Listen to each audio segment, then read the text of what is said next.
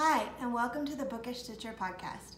My name is Jeanette. You can find me on Ravelry, Instagram, and Goodreads as Bookish Stitcher, all one word. And I hope you guys have had an awesome and amazing couple of weeks since I last podcasted. This is probably going to be going up a day late because I have an epic finish, and it is done, and it is too big to fit in a frame. If you saw the photo caption for this episode.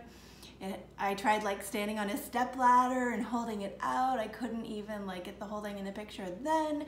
And so I think I'm going to take a video and span it and lay it out. It's not even blocked. I don't think I'm going to. I might kind of spray block it and just do it very light, but I'm not going to wet block it because it would just be enormous. Because the epic finish that took less than a year, my son was like, "That took you less than a year? That's amazing." And I'm like, "Oh no, Jaden. 90% of the other people who knit could have finished this in a month, or not a month, but 6 months." He's so very sweet, as my son. And so yeah, the epic finish is a 1,780 yard shawl. Oh, I forgot to bring it over. And of that, I tried to use up every single little bit of the yarn. So when I was doing a skein of it, there were 4 skeins in this project, I would knit until I had a little bit left, enough to weave in an end, and then I would just join it in. Because it is done in just garter stitch and it's just a giant thing, the right side and wrong sides you can tell, but they kind of fade into each other, so it's not very noticeable. And then at the end, after I did the epic I-cord bind off, which had almost 700 stitches. If you have ever done a shawl that had almost 700 stitches and did it in I-cord bind off, you know that that takes you days.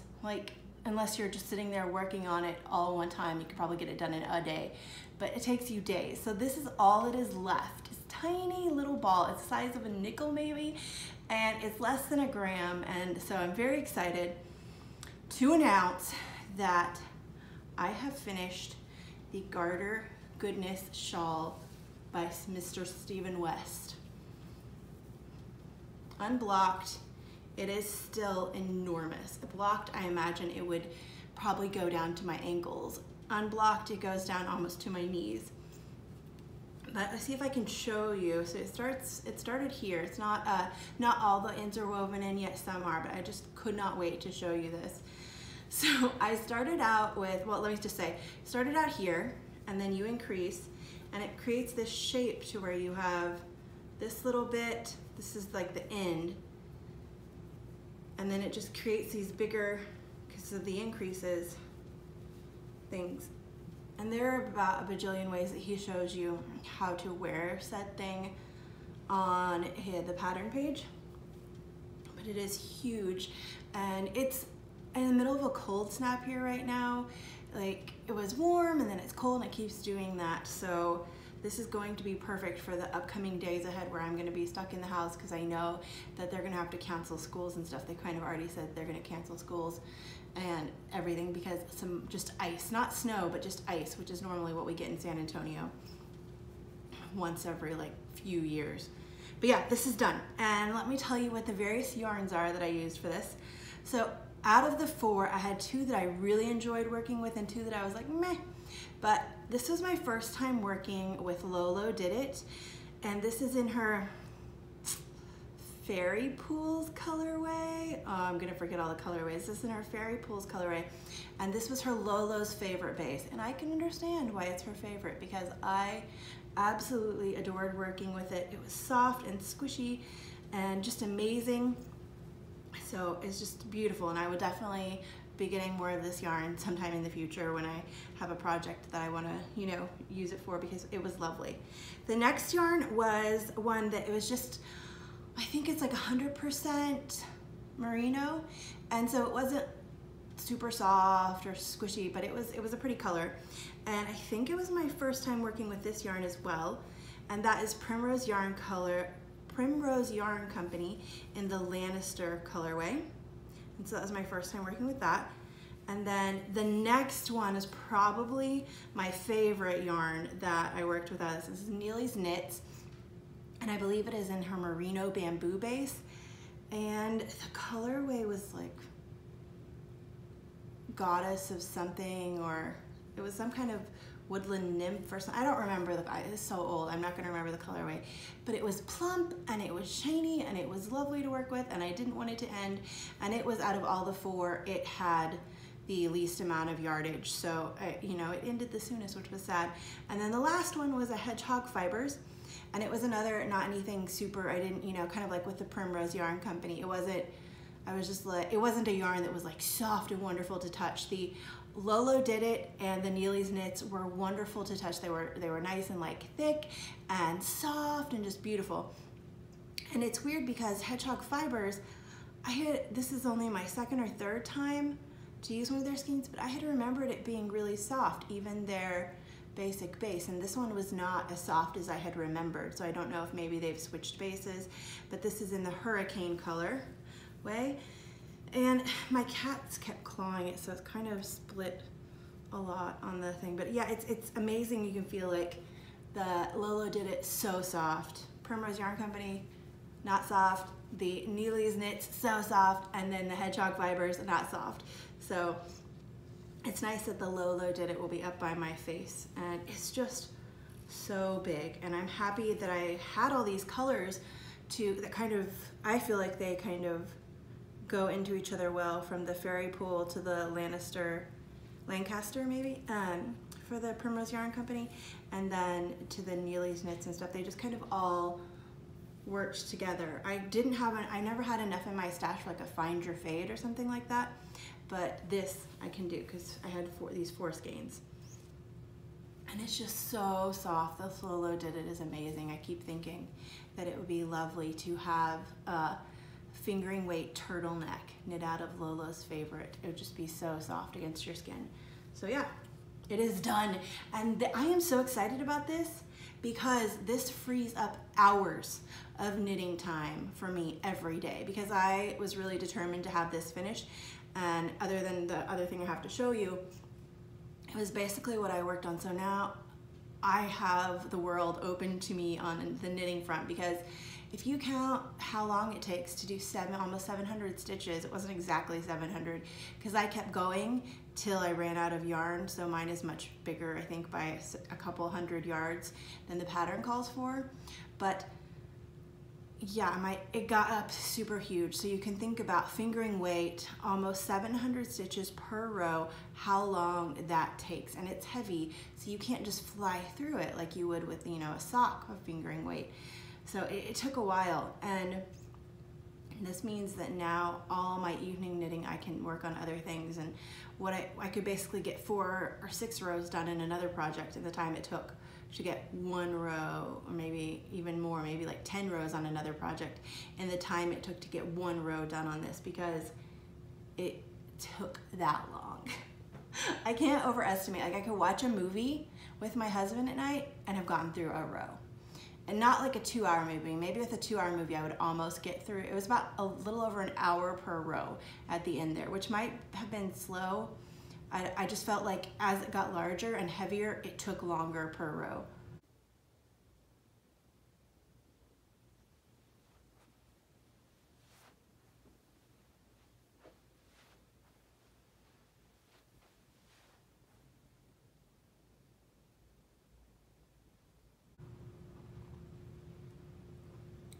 I want to try something new today. I've had this at like Starbucks and restaurants or coffee houses, but I've never made my own. And this is so good. I took some David's tea, their cream of Earl Grey. So it's kind of like a London fog, but a variation on it. So I took the cream of Earl Grey tea from David's and made that. And then since I don't have a fancy like thing that can make foam for lattes, or I don't even have one of the little like handheld frothers, I found this stuff at the grocery store. I showed it once on my Vlogmas. It's called like One Touch Latte, and you just put it in there and like squirt it, and it makes a pretend latte for you. So I've been getting that, like I've gotten 2. I got 1 in December and then 1 in January, and it's an occasional treat to have a One Touch Latte. But this is amazing. This is so good. I think this is going to be my weekend treat from now on. It's perfect. It's perfect. So Next things I worked on, this is the only one in a project bag. It's in a bling your string bag. I thought it matched with the yarn and with the feel since it's January, and here in the Northern Hemisphere it is cold. And inside here are my Desert Vista socks. And this is in the Zambari, it's cold outside. So I finished the first one, and these are gonna be for me. And I could have made them longer because it's, you know, only a little, like, it's less than halfway into the month and I'm already over halfway done with these, and I haven't been working on that much. So I could have made them longer, but since it was my first month, I wanted to make sure that I could do it, that it was feasible. So those are for me. This will probably be the only pair for me this month. And the first one is done. The first one I finished very quickly. I think in 5 or 6 days it was done because it was all I worked on. I just wanted to make sure that I could really get it done. I knew if I had one sock done, then I could kind of relax through the second sock. So that's just what I've been doing. Finish the first one, and then I have just been knitting on the second sock when I'm in the carpool line, or when my kids are at dance, or if I'm out with friends, just that kind of thing, because it's, you know, a nice travel project now, and the pressure is off because I have a ton of time left in the month and I'm already this far. So I know without a doubt that I can easily finish this, and it also makes me feel good for the fact that I could probably knit my husband a pair of socks in a month for the 12 socks for the Desert Vista Diet Works, because not all of these are going to be for me. I want them to mostly be gift knits or knits for other people. And this is what it looks like. Up at the ball, and I have a little, oh, you can't see it. I have a little, I think it's a Sucre miniature. It's a snowflake, matches the bag cookie, so I'm very matchy-matchy. It's fun. We took the kids to ice cream, and because it was the last warm day and then it was gonna get freezing again, so we took the kids to ice cream, and my husband and I shared a coffee, and my knitting matched the table, so I was very, very excited about that and get to take pictures. But yeah, that is the first month for the year-long knit-along. I know the next color I'm going to be doing, I don't have a specific Valentine's Day color, but I do have one that has pink in it, and I think those will be for my daughter, and I will, because the requirement is, I don't think you have to use up the entire ball, but you have to use a very large chunk of it, like 3/4 or something. And so I'm going to, since she has little feet, I'm going to knit her knee highs with that and knit them a little bit longer so she can wear them for a while, so I can make sure that I meet the requirement for the yarn using up. Those have been really fun. I love the base that she works with. It feels soft but sturdy, which is really enjoyable for me. And I just thought of, oh, that is so good. I can't tell you how good that London Fog is with the One Touch Latte stuff and the cream of Earl Grey tea. It's better than just the regular Earl Grey. The cream is so good. But since I finished the garter goodness that I was saying, that is one of my 18 and 2018 things done, because that was a goal of mine. Yay! Because that is up there. I went in a while ago to check on that thread and put up the things, and so thank you to everybody who is participating. There's a thread in the podcast group on Ravelry for 18 and 2018. But then unfortunately I went in and I went on Ravelry and wrote all that, and then I think I had talked about last time I podcasted that I was feeling really sick and I wasn't able to sleep because I was coughing so much, so I finally ended up going into the doctor, and I ended up having walking pneumonia, which is why I was so tired and why I couldn't sleep all night, because I was up coughing. I didn't want to disturb my husband, so I would like go in the closet and sit there and cough all night, not sleeping, in the closet coughing so he could sleep in the bedroom. It was kind of pathetic. But I finally went in and my doctor was like, yeah, you have walking pneumonia, and those antibiotics they give you for walking pneumonia destroyed me. I felt so nauseous. It was very strong, but I've been off them for a little while now and I am feeling much better. But yeah, it was bad, and I don't know why I mentioned that. Oh, because I haven't been back on Ravelry. That's why. My brain is still foggy. This is so good. If you like Earl Grey tea, cream of Earl Grey from David's Tea is amazing. But then the next project is also one of my, I think, 18 and 2018 goals, like working towards it. I want to get rid of a whole bunch of scrap yarns. So this is going to be a hat for the homeless, and I picked 3 scraps out of my scrap bin. I'm hoping to every Monday get rid of a scrap and either knitting it or gifting like sock yarn scraps to friends who are doing blankets or some form of that. And so this uses 3, and so it counts for 3 Mondays. So I think I'm good for a while, yeah. But I cast on and did the brim, and this is acrylic that leftovers that I had. So I did the brim in this black, and then you can't really see it, but I did a little color work in this blue. And then after that, you can see my floats in the back because I kind of made it really loose. And then after the color work part is done, I have this darker gray to do stripes in of the black and the gray till I finish the hat. So this will be fun to use up a whole bunch of my scraps and make hats for the homeless throughout the year. Hope you can see that. But yeah, it is on size 6mm US 10 needle, so it goes pretty fast. I just had mainly been working. I worked on the sock till I got the first one in, and then I just garter stitch goodness till it was done. It feels so good to have reclaimed so much knitting time, and I am craving cables now. I really want to like start a cabled jacket for my daughter or something. I'm really craving something that is not garter stitch, which is crazy. But so those are my projects that I worked on. I did, in keeping with my theme of my 18 and 2018 things, I did go and get out one of my oldest skeins of yarn that I want to knit up this year. And I have been saving this forever to like make something for myself because I really like this colorway. And I was in a club, and it was the Gilmore Girls Club, and I think I was in 6 months of it, and I believe 4 or 5 of the yarns I knit stuff for other people with. So I was gonna knit something for myself with one of them. And this is Rocker Chick from the Gilmore Girls Club from Sparkles Dyes from June 2015, and it says hand dyed for Jeanette. It's just super sweet. And Mary Gill's just awesome. I've gotten to spend time with her at various different retreats and things, and she's amazing and so sweet and hilarious. But I was gonna save this for something for myself, but I thought, you know what? This would be the perfect chemo cap.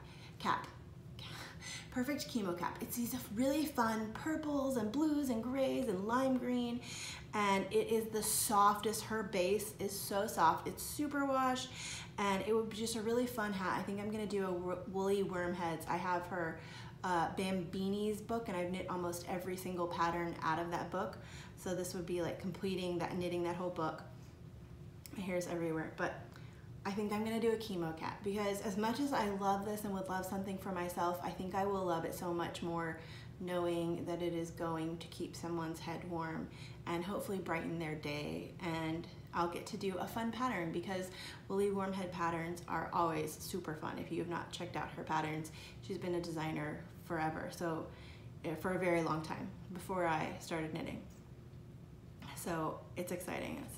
Sparkles Dyes. I don't know if she's still dyeing. She was talking about starting to dye again, but I'm not sure if she actually did or not. And it's 218 yards, so it'll be definitely enough for a cap and then a scrap left over for my worsted weight blanket that I need to work on because it's winter. But yeah, that is all of my knitting stuff. I haven't really been spinning because I was on the garter train of epic get it doneness.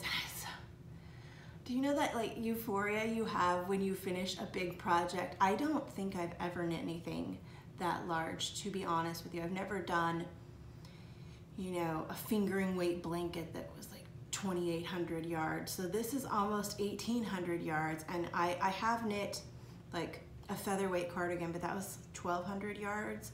So I don't think I've ever knit anything this big, and it feels so good to be done with it. And you're probably all like, oh, now I can watch her podcast again because she has finished that shawl that was taking her forever.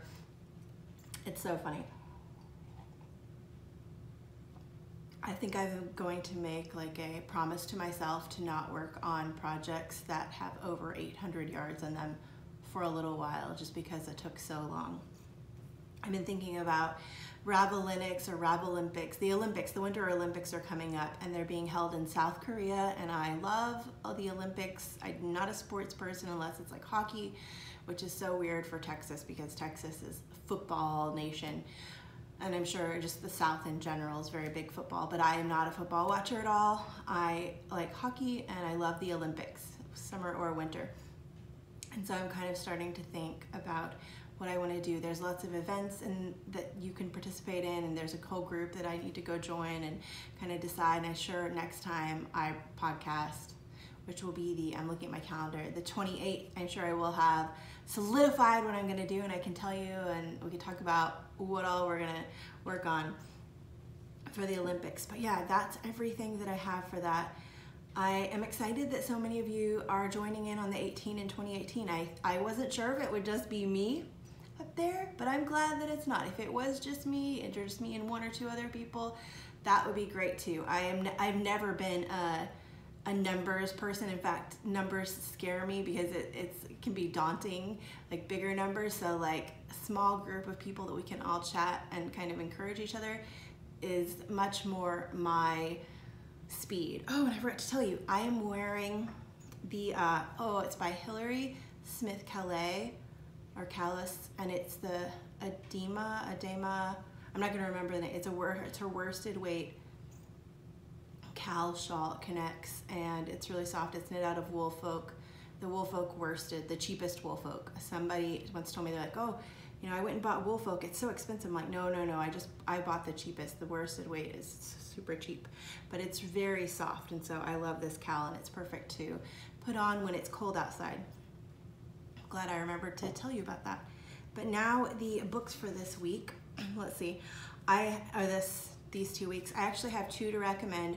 I started these last year, but I read the bulk of them in 2018, and they're just so good that I was going to recommend them both to you, and they're very different in genre, so I'm sure one would appeal to like a lot more people, and one would appeal to a smaller audience. But if you're a nonfiction lover like I am, I feel like it's hard to get good nonfiction recommendations because maybe as many people don't read that.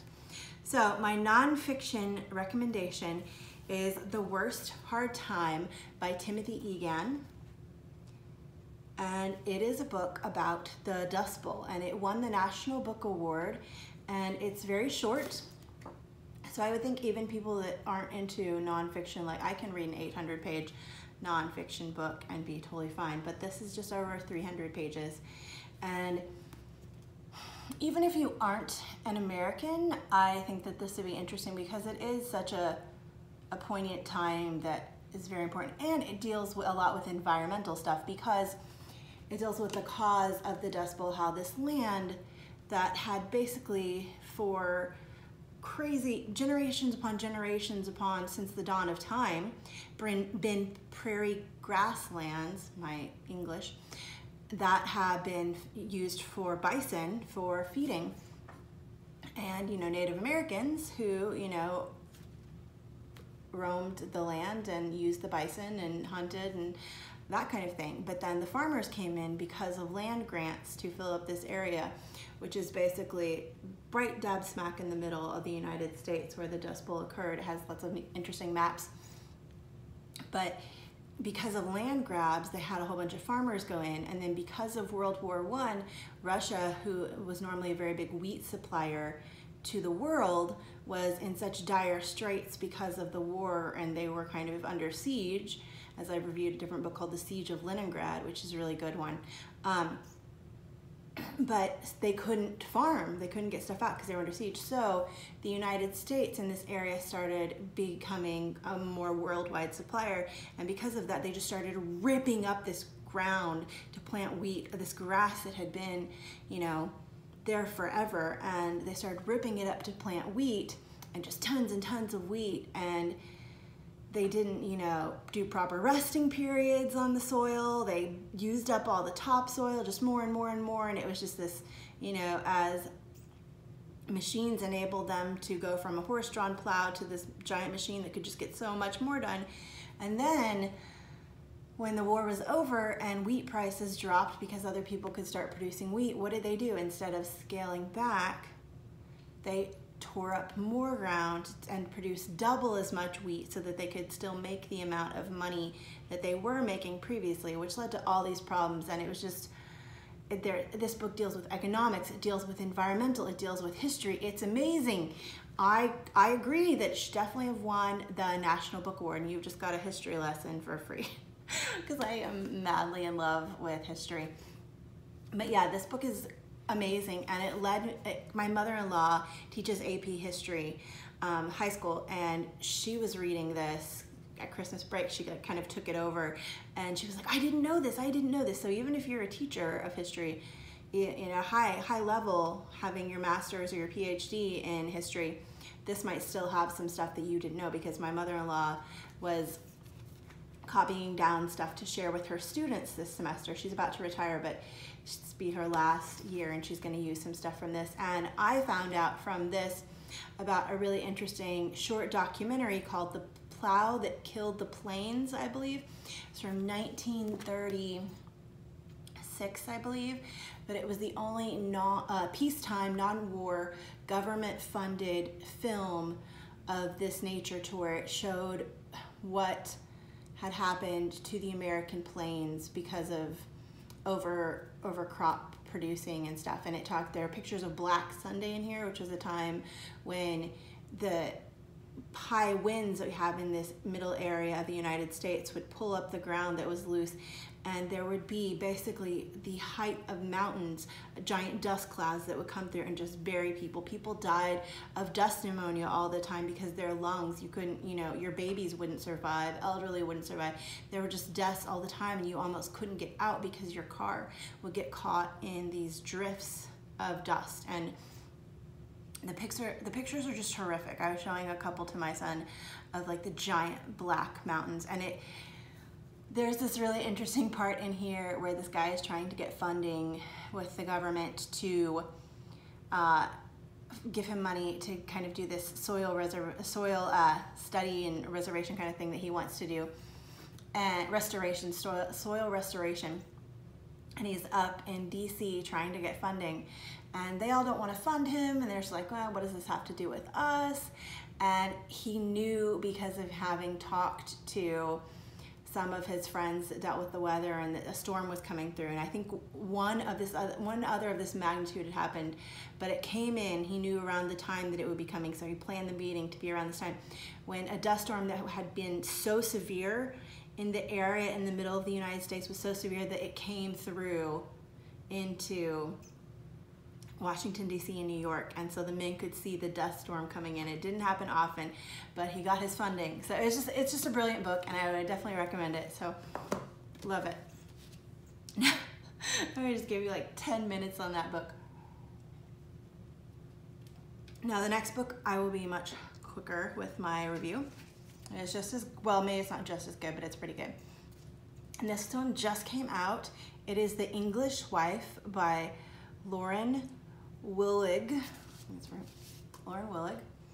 And I got this from Book of the Month, which is like a Christmas present to me from family, from my husband. And it's a book about a woman who comes from England to marry a man who is very wealthy and from old money in New York. And it's a Gilded Age murder mystery. And it starts the very beginning with a couple dying, and you're trying to find out how this happened. Was it a husband and wife suicide? Did somebody else kill them? Like, what happened? And it is also a framework story where it delves back into the past, and then I guess it's not as much of a framework as it does different narratives from the past and from the present that kind of culminate in this you find out what happened at the end kind of thing. But it was very good, and my favorite part of this was actually the language in the book. It had very archaic language, and she did a good job of putting in these little hints that you would only know if you were familiar with this time period, if you've done a lot of history. I love it when people research, and they put in stuff that maybe only a historical researcher would know. So there was a lot of Gilded Age stuff in here that I know because I've read a ton of nonfiction books about this period, and it all fit in really well. So even in a fiction book, she did the time to put in accurate research from the time. And there were a lot of wonderful words that she used in here, and I actually kept a little empty notepad, a thin one, and would write down every time I would come across a word that I didn't know or that I just loved and that I had not heard in a while and kind of had, you know, like forgotten about. I would write it down, and I had my phone and I would ask, you know, like, hey Siri, what does this word mean? But it had just so many wonderful words, and one of my favorite words that I already knew, but it was just so brilliant to come across, was apoplectic. And apoplectic, you probably already know what it means, but it's like when somebody's so angry that I envision like the cartoon Rage, where somebody's so angry that their like face becomes a balloon and it becomes red and then like steam blows out their head. But somebody's so angry that they're apoplectic, and it was just, there's so many good words in here, and I just highly enjoyed all the linguistic aspects of it that were brilliant. So yeah, that was The English Wife by Lauren Willig. And then The Worst Hard Time by Timothy Egan. So 2 recommendations to get you through your, if it's winter where you are, or summertime. I'm not sure these are great summertime reads, but yeah. So those are my books for this time. And I'm so excited to come back in 2 weeks and share with you all the stuff that I've been able to work on now that the giant shawl is done. And I'm just excited to wrap myself in that and feel proud of myself for persevering, even though I could have easily just been like, okay, this is getting boring and I have a podcast and I'm showing the same thing every time. And I could have just been like, nope, we're gonna skip it and go on and do something that will be fun and interesting for you guys to watch. But instead I'm stubborn and I finished the non-interesting thing to watch, and I did it in less than a year. So I'm very proud of myself. And so if you have a long, huge, lingering project, go get it done. You will feel so good when you finish, just so proud of yourself, and so like, ah, the world is open to me now. So yeah, I shouldn't sing when I've been having, you know, throat and chest congestion stuff, so sorry for the poor singing. I'm gonna go finish possibly the best latte I've ever had, much better than I've had at a coffee shop. And I will talk to you next time. So until we meet again, have a wonderful couple weeks, and I hope you get to do all the things you love. Okay, bye everyone.